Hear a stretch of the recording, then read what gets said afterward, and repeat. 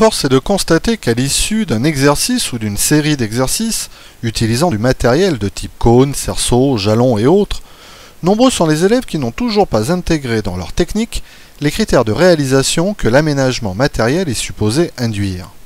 La raison principale de cet échec est liée essentiellement à l'inadéquation entre l'objectif attendu par l'enseignant et l'objectif perçu par l'élève. En d'autres termes, l'élève ne perçoit que ce qu'il y a à faire sans soupçonner ce à quoi cela peut bien servir.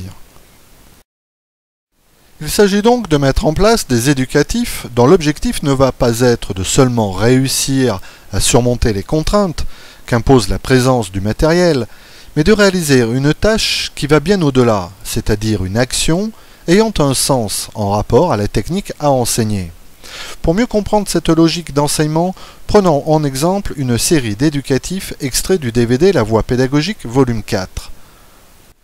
Dans cet exercice et le suivant, la présence du cerceau va effectivement créer une contrainte dans le mouvement, obligeant l'élève à armer son genou pour pouvoir passer son pied à travers le cerceau.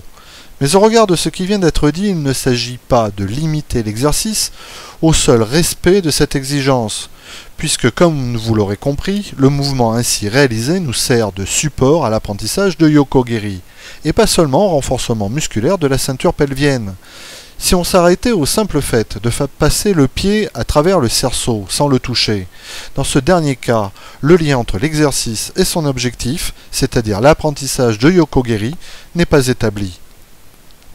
En réalité, la consigne donnée à l'élève est plus élaborée que cela. C'est la façon même d'énoncer la consigne qui va créer le lien entre l'exercice et Yoko-Geri dans cet exemple. La formulation de la consigne est construite sur une logique simple.